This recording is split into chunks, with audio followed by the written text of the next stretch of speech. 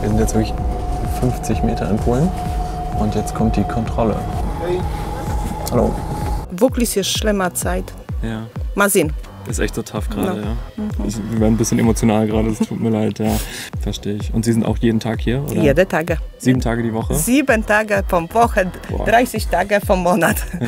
Hier ist so ein bisschen die Waffenabteilung. Schreckschusspistolen, wurde mir gesagt. Schönen guten Morgen, es ist kurz vor 9. Wir sind in Marzahn-Hellersdorf hier auf einem Parkplatz und steigen jetzt gleich in diesen Bus da drüben ein. Das ist der Shuttlebus zum Polenmarkt, der fährt in 10 Minuten los. Ich bin das erste Mal auf dem Polenmarkt, da kann man ja bekanntlich Lebensmittel günstiger kaufen, Zigaretten, manche Leute fahren dahin zum Tanken. Wir wollen uns das Ganze mal anschauen vor dem Hintergrund, dass es da jetzt Grenzkontrollen gibt.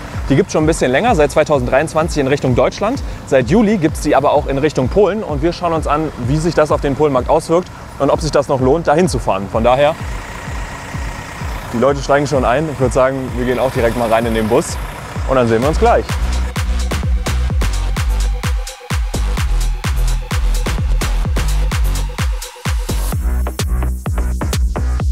Die Fahrkarte kostet 10 € für Hin- und Rückfahrt.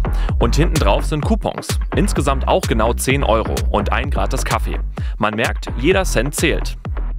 Der Polenmarkt hat sich schon verändert in der Zeit, muss man sagen, aber ja, immer noch nach wie vor richtig geil. Wir haben jetzt letztes Jahr zum Beispiel Tommy Hilfiger Pullover gekauft. Ich weiß nicht, wie teuer die hier sind, 120 €, glaube ich, ne?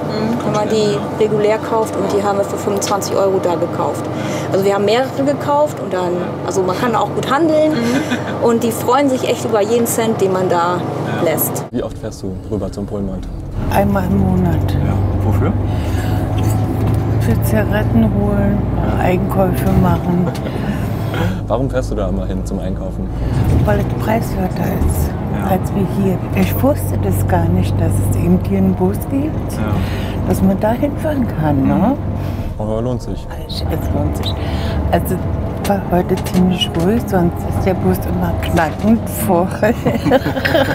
Ja, jetzt sind ja auch die Grenzkontrollen. Seit dem 7. Juli sind Sie da auch schon mal hier kontrolliert worden tatsächlich? Oder?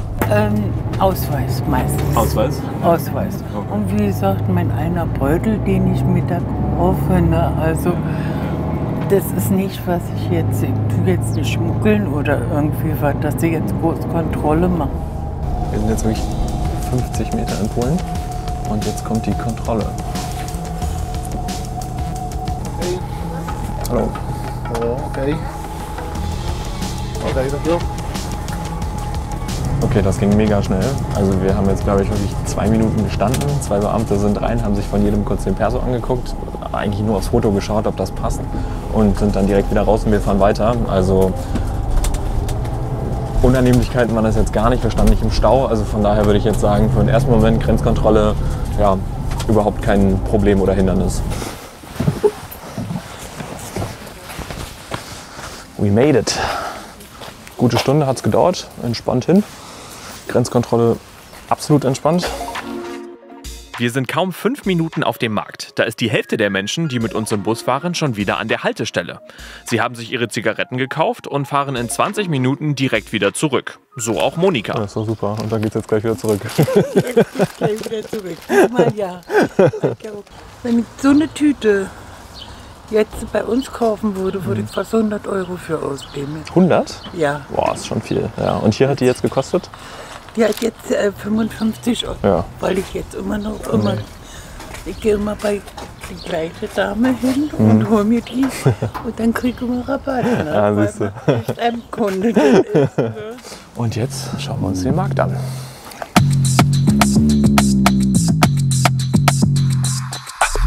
Entlang der deutsch-polnischen Grenze gibt es viele solcher Märkte. Hohenwutzen, Słubice und Swinemünde sind die bekanntesten. Laut Marktleitung ist Hohenwutzen der größte, 50 Hektar. Das ist etwa so groß wie das Hansa-Viertel. 700 Stände gibt es hier. Außerdem 3 Tankstellen, einen Campingplatz und eine Minigolfanlage. Die Straßen haben übrigens alle deutsche Namen. Die Hauptgasse ist hier der Kuhdamm. Fische, Hunde, Betten, Schuhe hat man hier reichlich. Überall sind Zigaretten, also wirklich an jedem Stand habe ich das Gefühl. Werkzeug gibt es hier, noch mehr Schuhe. Hier ist so ein bisschen die Waffenabteilung. Schreckschusspistolen, wurde mir gesagt. Und dann gibt es hier noch so lauter Gartenaufsteller, also von irgendwelchen Enten bis Eichhörnchen oder auch Bienen, Gartenzwerge. Junge, Wodka, am besten polnische Wodka. Naja, ein bisschen Medikamente, sowas kannst du probieren. Wir treffen Sebastian. Er ist Händler auf dem Markt. Seit 1997, wie er uns erzählt. Sebastian, wie viel kostet Kilo Pfifferlinge? Kilo Pfefferlinge kostet 15 Euro.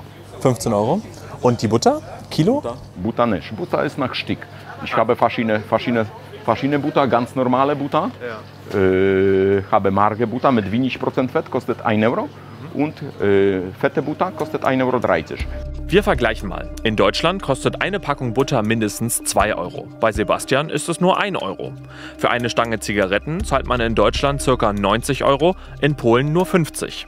Und auch Benzin ist in Deutschland teurer. Der Liter Super kostet momentan rund 1,65 Euro. In Polen sind es nur 1,35 Euro. Wenn man sich also 4 Stangen Kippen kauft und einmal volltankt, dann spart man sich bei Zigaretten 160, beim Tanken ca. 30, insgesamt 190 Euro. Eine ganze Stange Geld also. Ja, immer schon mit Handschlag begrüßt. Alles gut. Das war schlicht. Schwein oder Geflügel? Einmal so, einmal so. Einmal so, alles gut. Ausnahmsweise. Nee, alles gut. Und Käse. Wie lange kommt ihr schon her zum Markt? Oh. Wie lange fahren wir schon? Wie lange fahren wir schon hierher? Ich glaube, da waren die Grenzen noch zu. Kann man nicht fragen, schon vergessen, weißt du. So lange, dann ist... Ganz lange. Und die Kunden kommen gerne, haben ganz Menge Stammkunden, zum immer kommen zu mir. Wie lange kommt ihr schon her? Wenn ich ganz ehrlich bin, seit den 90er. Ach, schon so lange? Ja. Das war eigentlich noch eine schöne Sache, polnisch einkaufen, aber jetzt ist ja fast die gleichen Preise. Und dann, wie sagt man immer so schön, der Weg hierher, der Spritpreis ist auch fast gleich, die 20 Cent lohnt sich ja nicht mehr von Berlin aus. Das sind alles so Sachen, wo ich mir sage, ja, wenn es nicht sein muss unbedingt, dann. Aber Madame will ja immer. Ich muss mal raus und du musst auch raus. Immer in der Bude sitzen ist scheiße. Hattet ihr jetzt das erste Mal hier mit der Grenzkontrolle das erlebt oder war das schon? Nee, das ist das erste Mal heute. Deshalb freuen wir uns schon auf der Rückfahrt. Wir haben es immer ein bisschen geschoben, mit den Grenzkontrollen, dann stehst du da und nee, hat keinen Bock drauf oder so. Nee. Und jetzt aber, also da macht ihr euch ein bisschen Sorgen, dass es jetzt noch ein bisschen länger dauert? Nee, Sorgen nicht, wir haben noch Zeit. Kommen jetzt weniger Leute seit der Kontrolle? Nein. Viele sowas auch sagen, oh, die polnische Stellen mit großen Karabiner, sowas, aber naja, das ist neue Sorte. Der Markt ist ja jeden Tag auf in der Woche. Wie viel arbeitest du? viel Geld verdienen. Ja. Ich arbeite in Woche 6 Tage. Einen Tag habe ich immer frei. Ja. Und wie lange bist du dann immer hier? Wann geht dein Tag los und wann bist du fertig? Ab 8 bis halb 5. Dann macht der Markt auch zu, ne? Dann ist dann jawohl, langsam. Wir haben gerade auch mit einer super netten Verkäuferin gesprochen, die aber nicht auf der Kamera zu sehen sein wollte. Die hat uns aber von 2 großen Problemen erzählt. Einmal tatsächlich von den Grenzkontrollen auf dem Weg zurück nach Deutschland. Da gibt es echt ziemlich lange Staus und da haben dann Leute auch nicht so richtig Bock drauf, da zu stehen und sich nochmal kontrollieren zu lassen. Und das zweite Problem, was sie gesagt hat, was auch ein ganz großes ist Temu. Online-Bestellungen, günstig Artikel im Internet für 1, 2 Euro. Vielleicht gibt es auch deswegen hier schon so ein paar leere Stände, weil viele Leute einfach nur noch bestellen, statt herzukommen auf den Markt. Und sie hat uns auch erzählt, dass tatsächlich auch manche Aussteller von Temu Produkte bestellen und die dann hier auf dem Markt verkaufen. Auch das sei ein großes Thema. Camilla, hallo. Hallo. Wie voll ist es heute hier auf dem Markt? Was würdest du sagen? No bestimmt. No gesehen welche, ganz wenig, wo wir so vom jetzt Jahr. Aber ist schon auch Grenzenkontrolle, ja.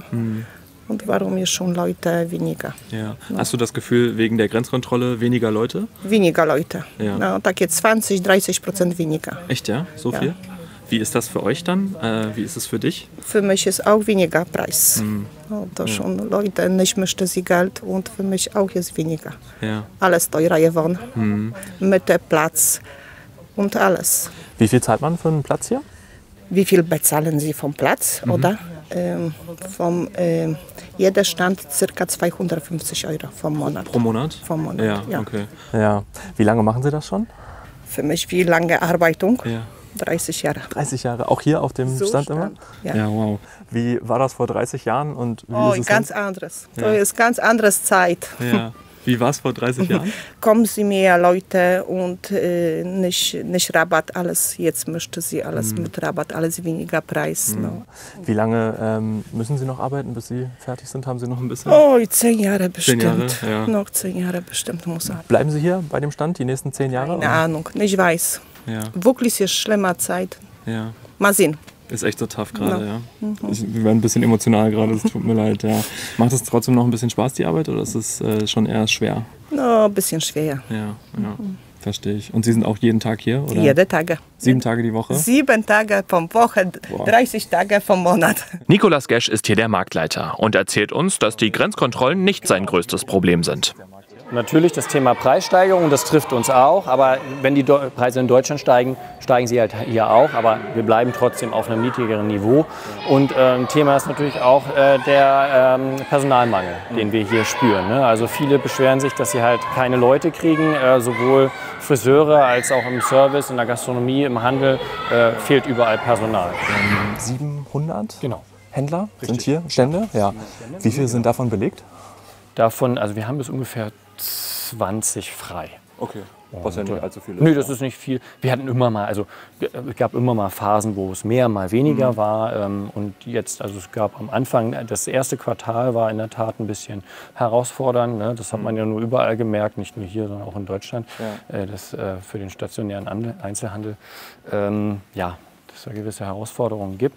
Aber es ist in den letzten Monaten schon deutlich besser geworden wieder. Ne? Also man merkt es schon, die Stimmung hält auf und die Leute haben wieder mehr Spaß, Geld auszugeben. Ja. Wie ist das jetzt mit der Grenzkontrolle? Die gibt es jetzt noch nicht so lange, also sowohl in die deutsche als auch in die polnische Richtung. Seit dem 7. Juli können Sie da schon so ein erstes Fazit ziehen, wie sich das auswirkt? Naja, die Leute sind manchmal so ein bisschen verunsichert, weil sie nicht genau wissen, ja, ist das jetzt mit längeren Wartezeiten verbunden oder nicht. In der Regel merkt man es gar nicht, oder? Nur was weiß ich, 2-3 Minuten, ja, also wie eine rote Ampel. Sie haben jetzt nicht gemerkt, dass dann dadurch so ein bisschen weniger Kunden gekommen sind. Da hat sich jetzt nichts getan, so vom Gefühl her. Ich meine, jetzt, wie gesagt, ist es ja erst ein paar Wochen alt. Ja, also nie vom Gefühl her nicht, aber wir spüren ja, dass viele Leute halt anrufen und fragen oder schreiben und ja, wie sieht es denn aus mit den Grenzkontrollen. Also man merkt schon, dass das Thema ist bei vielen und dass da eine gewisse Verunsicherung ist.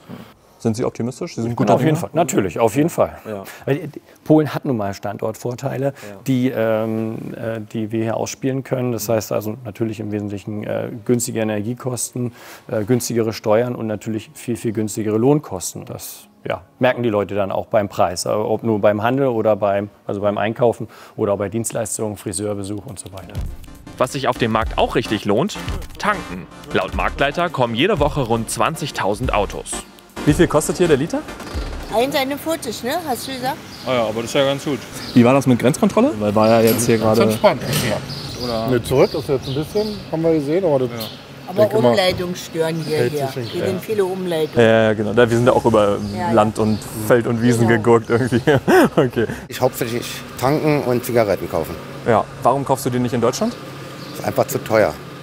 Man spart hier wirklich an den Zigaretten 30, 40 Euro pro Stange. Hier gibt es ja sonst noch jede Menge im Angebot. Warum kaufst du hier nicht noch mehr? Ja, weil das meistens bestellmäßig bei Temo oder eBay, sonst wo, ist das einfach günstiger. Noch günstiger als hier sogar? Noch günstiger als hier. Ja. Und es lohnt sich aber trotzdem noch für dich herzukommen, sagst du? Es lohnt sich noch herzukommen. Ja, also ehrlicherweise habe ich jetzt nicht allzu viele Sachen gefunden, die ich mir jetzt selber kaufen würde, aber was mich hier schon ein bisschen interessiert, Amazon Secret Package, das heißt irgendwelche zurückgeschickten Amazon-Produkte, und da kaufen wir uns jetzt eins und schauen, was da drin ist. Cheese 10? Ist okay? Okay. Es fühlt sich so ein bisschen nach Klamotte an. Das ist irgendwas zum Anziehen. Ist das ein Kleid? Was ist das? Ja, das passt doch perfekt. Tschüss Polenmarkt. Nach 3,5 Stunden auf dem Polenmarkt fahren auch wir mit dem Shuttle wieder zurück nach Berlin. Fazit. Grenzkontrollen haben sich heute bei uns gar nicht ausgewirkt und wirken sich scheinbar auch eher weniger aus. Das ist, glaube ich, mehr Schein als Sein tatsächlich. Es gab wohl auch Tage, wo richtig heftig kontrolliert wurde, bei uns heute im Prinzip gar nicht. Vom Markt selber, Kippen sind King, Benzin auch. Der Rest verkauft sich eher schwierig, also sprich so Schuhe, Klamotten, sowas alles. Lebensmittel gehen auch noch ganz gut. Die Preise sind super gering und ich glaube auch, dass natürlich auch die Preise nur so gering sein können, weil es eben Leute wie Camilla beispielsweise gibt, die einfach wahnsinnig viel und wahnsinnig hart arbeiten für wenig Gehalt. Lasst gerne einen Daumen hoch da, abonnieren nicht vergessen. Und hier oben gibt es noch ein Video von der Bahnhofsmission. Da war Mara letzte Woche und hat sich das mal angeschaut. Sehr spannendes Thema, also gerne reinschauen.